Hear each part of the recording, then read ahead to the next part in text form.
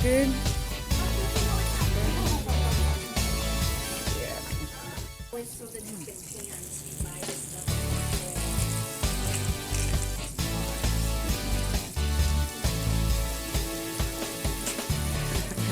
That's cute. Huh?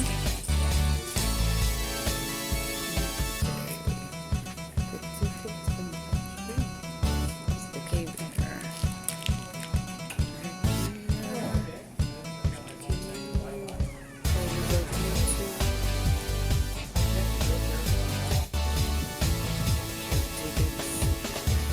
Take a look.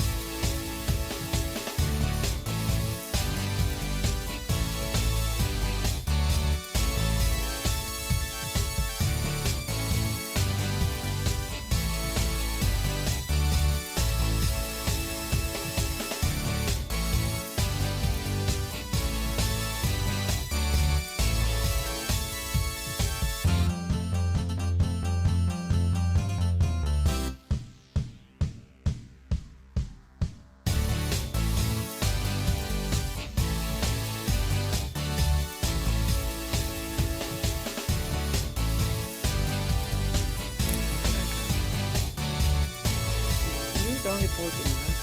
Right now. And this one is 50 months. It's beautiful though.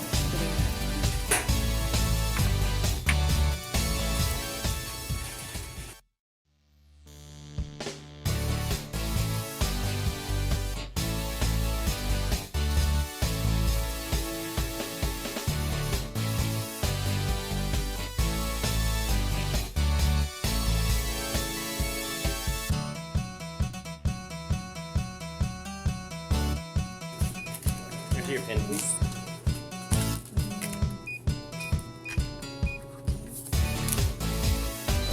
And show her that little piece of paper with the date on it, okay?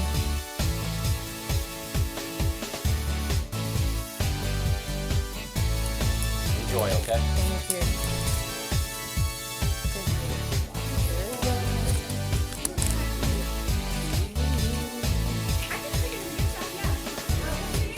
Okay.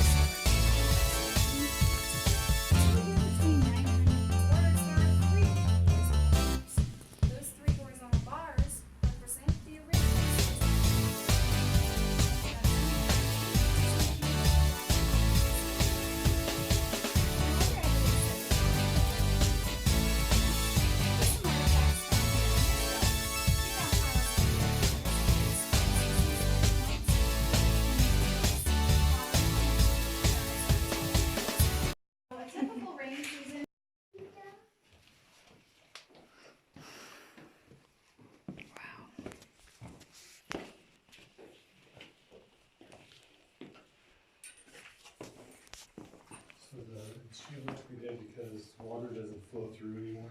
Say that again? Is it dead as a cave because water doesn't flow through? Well, it's not a dead cave. It's just sleeping until water can come back through the area. And when it does, it will start to grow new growth layers on our calcite formations and just keep growing. Yeah. If the formations aren't damaged.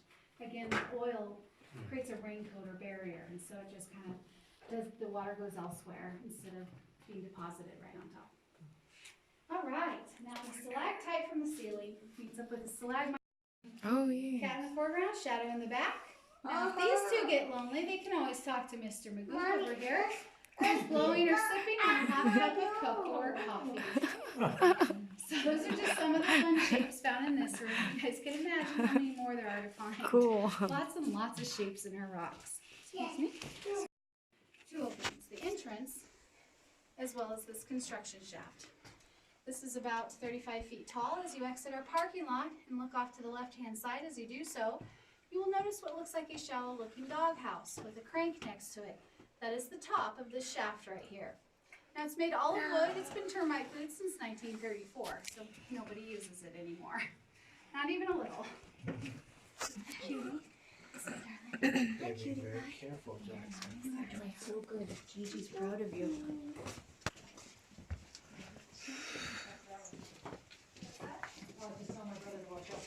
Yeah, watch out for the low-lying knobhead.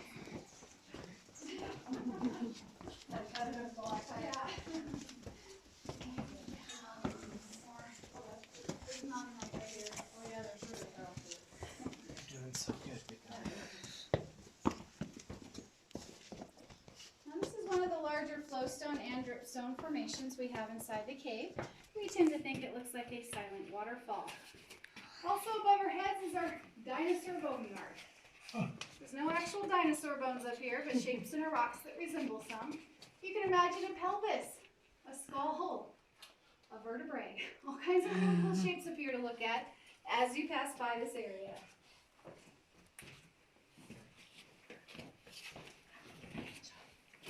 You have to turn around on the stairs, Jackson. Good job. You may not look around. Just keep looking. Baby, no, you may not see around. You have to do this in the water. Go this way?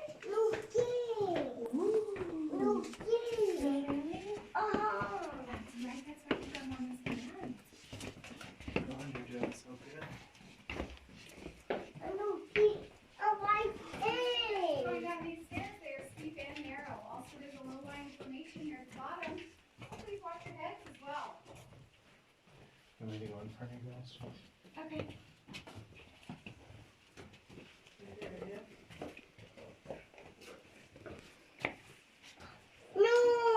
It's all right. No, Daddy.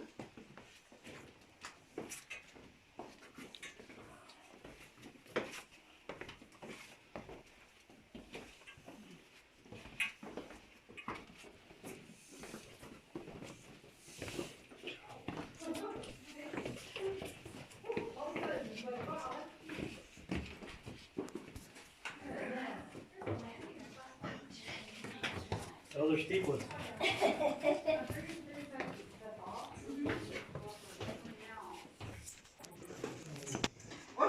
This is where we ask our wild cave tour guests to free climb up these rocks onto this platform you're standing on. Luckily this time, we were finding some.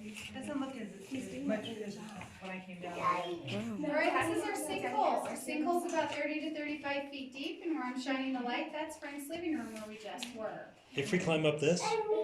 They free climb up these rocks right here onto this Yeah. platform. Now this is Frank Schmidt's shortcut into his living room. Before there are walkways or stairs, he would tie a rope around this formation right here. He would throw himself, his equipment, and his friends over the edge, and they would go inside of his living room. Not sure I want to be his friend personally. Well, trust. Yeah. Yeah, deep friendship, I guess. Now, also, this is where I like to talk a little bit about our bats. Bat season here is from April to October. They come in. Mommy, eating. Yeah, you are doing it.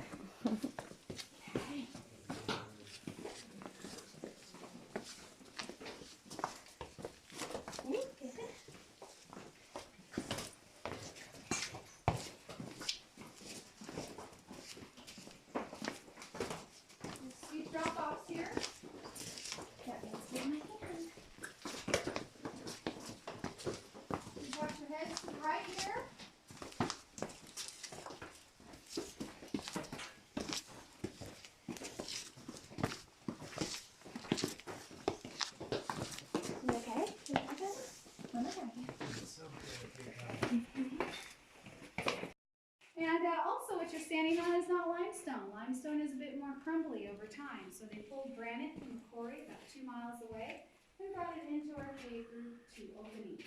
The entrance we all walked in earlier, as well as the construction shaft that they built just for that purpose. I see some hard work carrying rocks through the Yeah. cave. It is. It's not like they can cart it or anything. Well, and the cement that they use, they would put in inner tubes and haul it over their shoulder into the cave. Yeah, it was really hard work.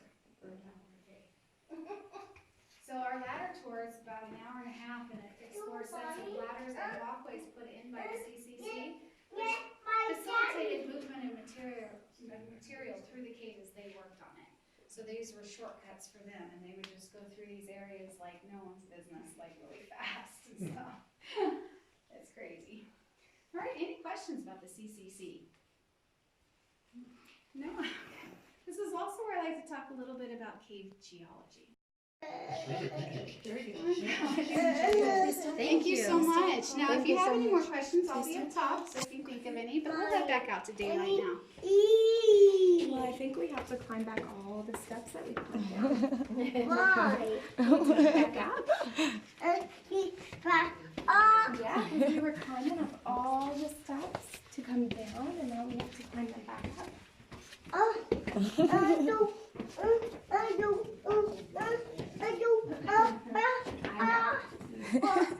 right? Why? Yeah, did you like the cave? Oh, now we go down again. And then maybe we'll go back up. Please be careful going down this. Mommy. No. You need to hold my hand or I will pick you up. Mommy, oh my Okay, daddy. then we're gonna go. No. Mommy, oh my daddy. Daddy. You know what? Daddy's good, boo. Daddy's gonna take care of his good, boo.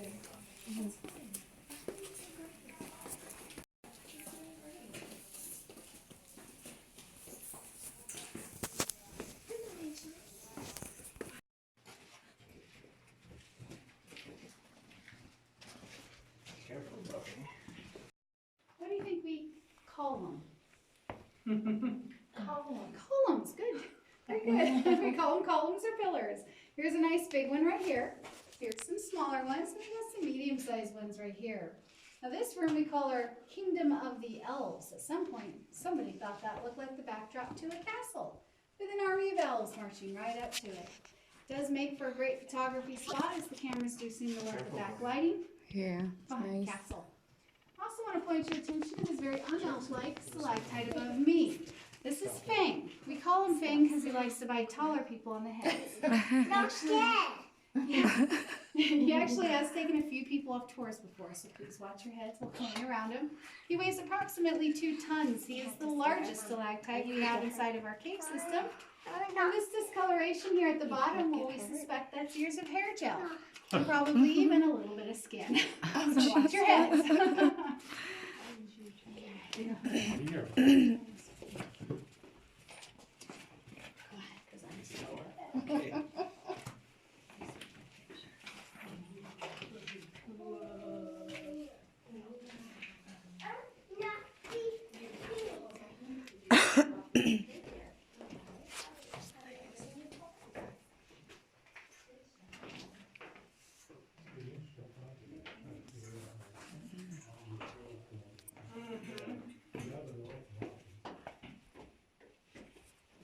Wow. It's awesome. It's big cave. Ooh. Wow. Oh, look at that. Look at all that. Shiny. Nice. Wow. Look at this, beautiful.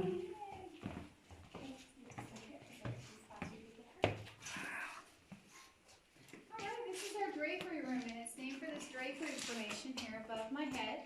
It's what happens when water flows over the side, forming these thin calcite sheets. Now, if you look in between what looks like curtains or draperies, you're going to see a whole bunch of little squiggly formations. Those are called halictites, and they're gravity defined as they grow in every direction imaginable. And they continue to mystify scientists even today on how exactly they're formed. They don't know for sure, but they have a few theories. Right here is a shield formation. So what happens when water is pushed or shoved out of a crack or fissure at high pressure, and in this case at an angle. It starts to crystallize into calcite, and the stalactites start to form underneath it. Down here beyond this railing is our original cave flooring. This is what our early cave explorers had to traverse on around above and below in order to even map the passageways of our cave. Go ahead and take a closer look at that. Oh, wow.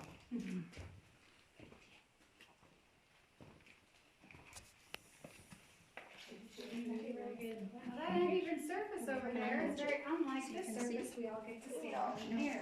This line crosses the room and represents the water level in this room at one time. Now up these stairs is what we call our altar room. It houses the largest stalagmite we have inside of our cave system. Now during the time of the CCC, I did mention that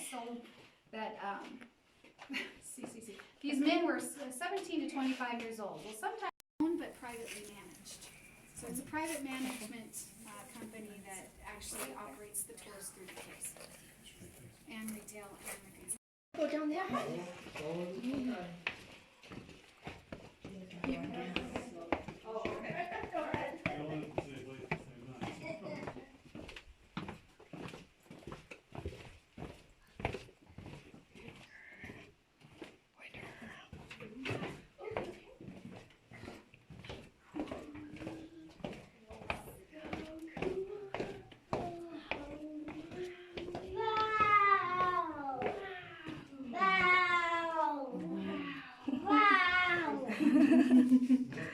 You like this?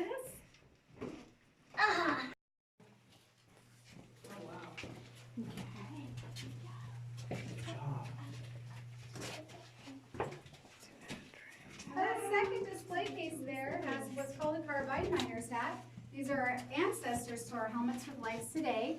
And how a carbide miner's hat works, there are two chambers on the front of that hat. On the bottom chamber, they would put carbide pieces. On the top chamber, they would put water. The water would then drip down onto the carbide piece.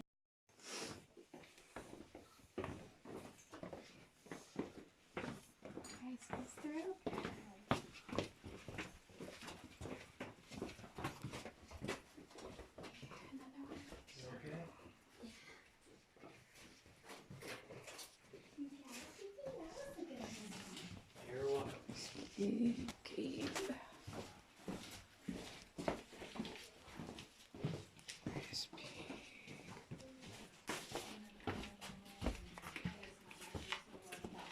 Oh. On the bat colonies, they'll be decimated by what's called the white nose syndrome, which is a fungus. And that actually... It just felt like it'll go back. And that will decimate colonies of them during their dormant state that they go into in the winter. And what it does is when they go into a dormant state, they have to lower their metabolisms in order to achieve that dormant state. And the white nose syndrome is a fungus, it will raise their metabolisms and then they'll end up. Oh, I see it. Here's her eye, Oh. here's her long nose, here's her snaggly tooth. She has an open mouth and she's eating a limestone cookie. She has a wart on her cheek and her hair trails behind her. You guys see her? Yeah. She was really important to our earlier cave explorers because her long nose points in a certain direction. Where do you think it points? Out. Exactly. Let me So out. they could locate the cave niche inside the cave. They knew not only where they were inside the cave, but also generally how to get out of it. When you're exploring a dark single day, he dubbed this his living room, and he would lower tables and chairs, family and friends, and they would all find respite from the heat on the hottest days of the summer. No, my daddy. Now also, Why? Well, because he can't stay in the cave all day. Oh, no, he. It's hot in here. Oh. So cute. Nice. good job. Thank you so much. Thank you. Hey, you guys want the extended version? Extended version. Well, this was a government-based program during the Great Depression to give young men jobs. No. The young men that came through this tip, it would be crystalline and sparkly inside. But you're going to notice that our rock formations are not very crystalline or sparkly. The reason for that is that this is about Alright, let's go. Oh. Steps. There you go. Ooh. Wow. Okay. Oh man. Nice. And let's go.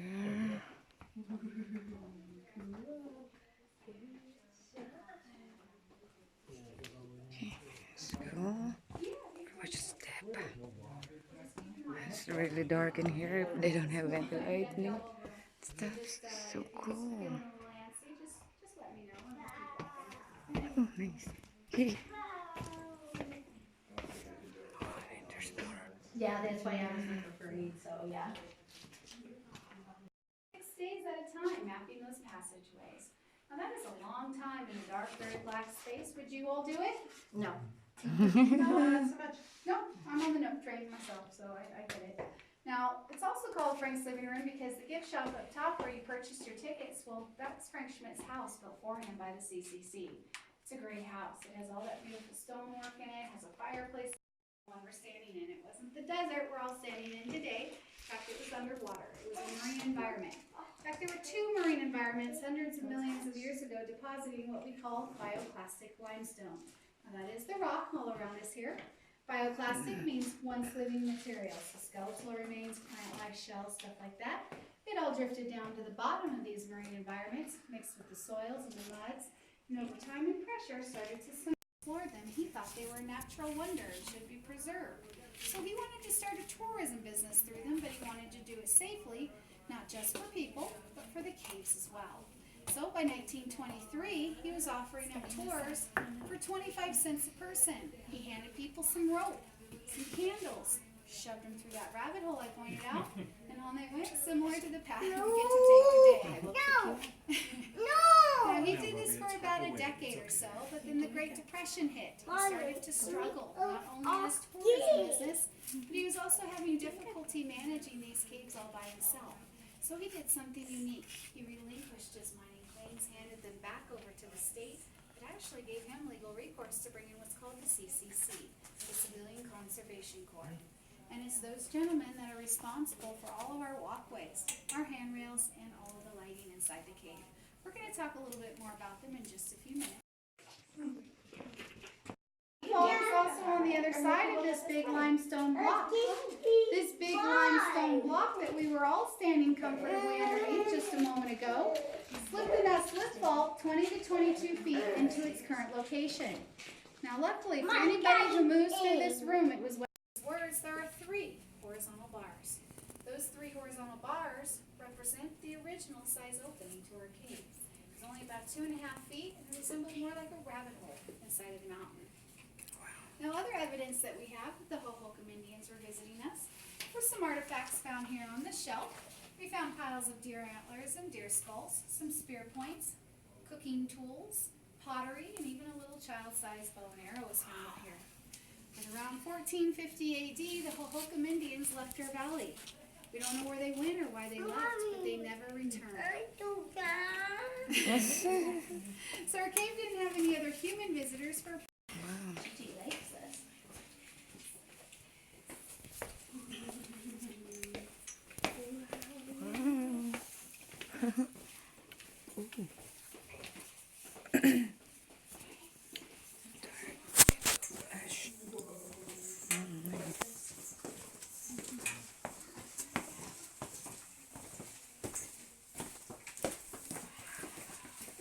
Oh, nice. It's beautiful.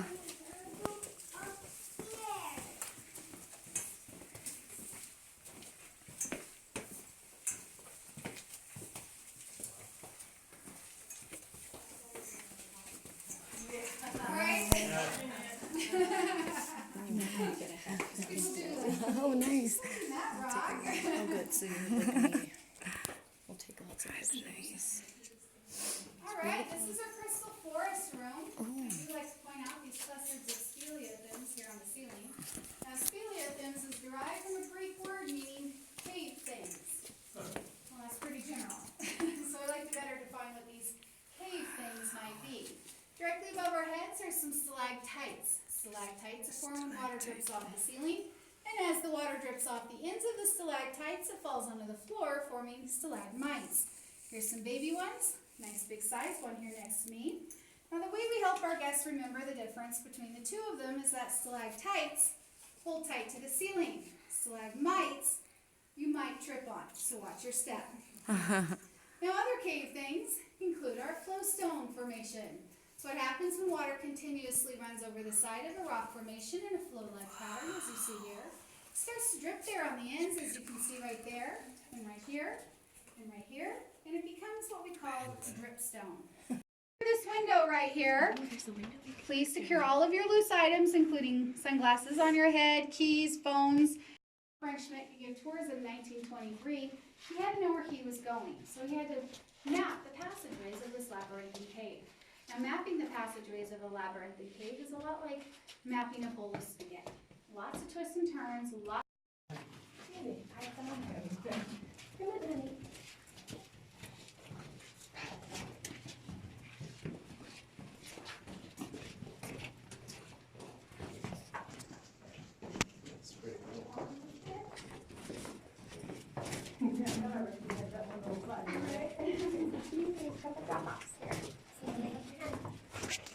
It's out of your pockets. Oh, my arm. Is that hurt your arm? Oh, no, I have to hold my hand. I'm going to have to pick you up and carry you. Yeah. Which one would you like? Watch your head.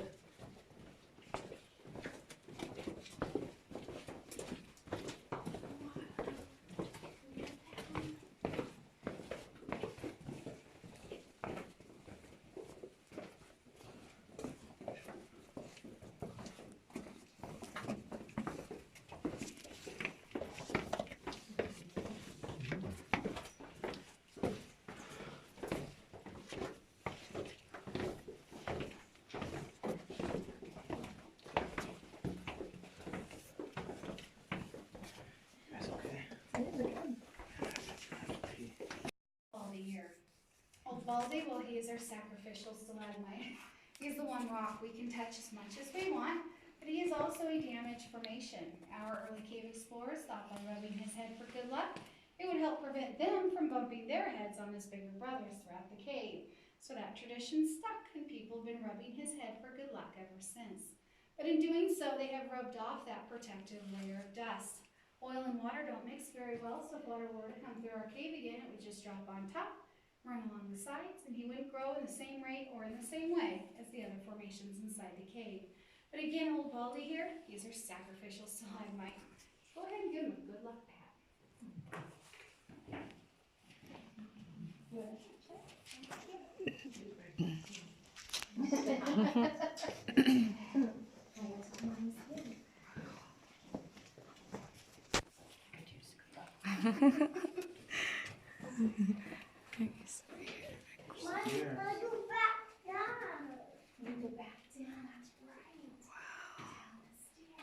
Beautiful.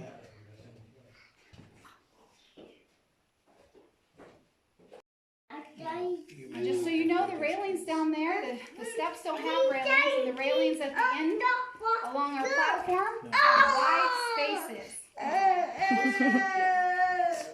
Great, and acetylene gas, which is a blowtorch right off the front of your hat. Now there are a couple things I can think of personally I wouldn't want to do with a blowtorch type hat. One, I probably wouldn't reach up and scratch my head a whole lot, probably wouldn't do that.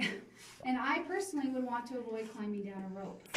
The ropes are what they had to use in order to explore the cave, so you can imagine how tricky it was to use one of those acetylene gas hats while climbing up and down ropes. Pretty tricky. Now in this display case, we have some hand tools used by the CCC. It was a very difficult job. They would put tons of rocks into these wheelbarrows, and I always like to point out there's no rubber on the wheel of the wheelbarrow. Very tough job. Jackson, up. Fly, and by the end of October, they migrate to other places. Now we've identified 7 different species of bats that like to roost here in Colossal Cave. It includes 3 mosquito eaters, 2 of which are the size of your thumb. Very tiny little hummingbird-sized pipistrelles. We also have a moth eater. We have 2 longer-nosed nectar feeders that follow the saguaro and cacti blooms throughout the region. We have a larger, blonder pallid bat that's diet is something a little bit bigger. Let's eat centipedes and scorpions, beetles, grasshoppers, stuff like that. And then we have our big-eared Townsend bats. And those are the ones you're going to see a little bit more likely, a little bit more often during peak bat season because, well, they seem to be just a little bit more people tolerant than some of the other species seem to be. And there they come right up. On the other side, he found his birdseed cookie treasure. And small children.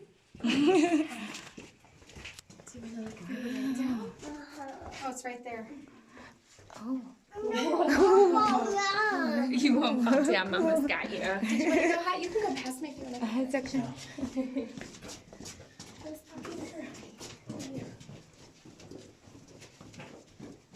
Wow. Ooh. It's big cave. Oh, 1980. Oh, wow. All right, here's some artifacts found in our entrance room left by the Hohokam Indians. Be careful not to lean on that too much because they're kind of unstable. Just don't want you to be surprised. Look in the cave. In the cave.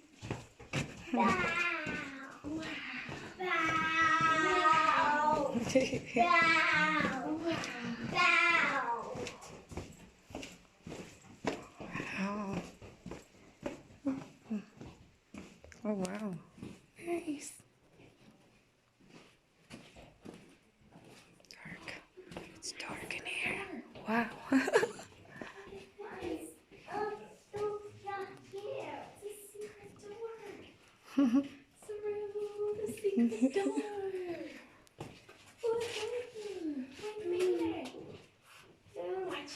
If you watch right here, we can see everybody going through the secret door. Narrow, wide, many of them, they just filled in the bottoms. However, what we're standing on here had to be done just a little differently. This is one of the larger rooms we have inside the cave. So in order to do the flooring in a room, go ahead, cover your mouth, cover your mouth. This air doesn't move very much. Gotta cover our mouths. Proposals, and we've even had a few more recent weddings. But of course, now they have to wear helmets and gloves, so it makes for a little bit more interesting pictures, for sure. Now, also, we've had a movie industry in our caves. It started in the late 1950s, early 1960s. One of the partners for the cave had some buddies in Hollywood. So one day he called up his buddies in Hollywood and he said, "Hey, I got these great caves here. You might be able to use them. Why don't you come out, take a look around?" So the filmmakers came out, they took a look around, and over the next few years, they proceeded to make a series of really, really bad films.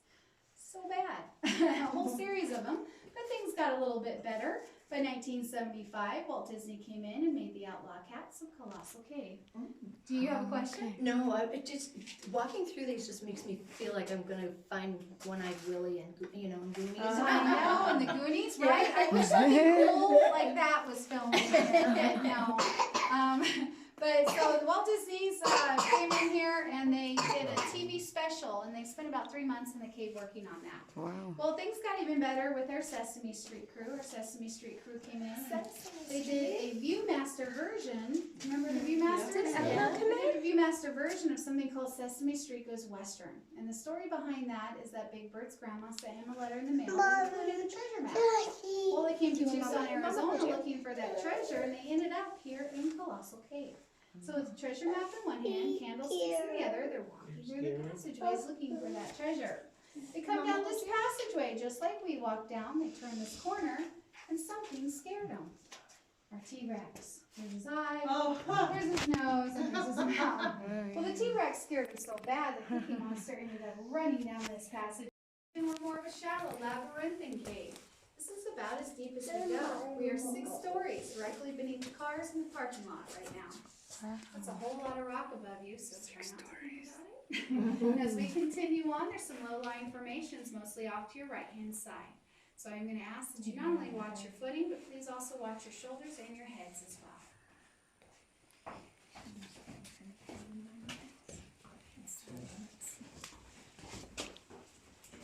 My guy. You have to let them know when the guy comes.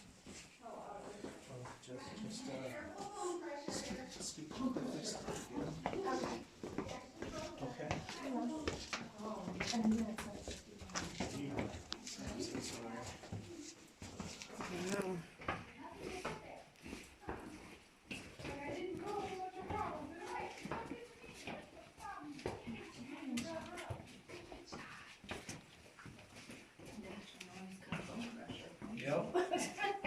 You get smacked by that, huh? Yeah.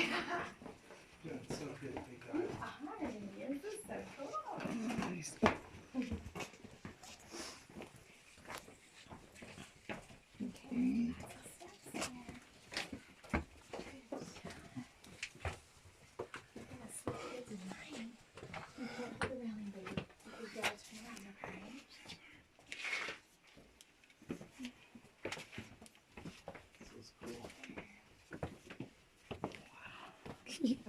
This is cool. About 4. Oh, man. Wow. And I do the ladders and the wild cave tours and see if it, no, you think so. I don't know.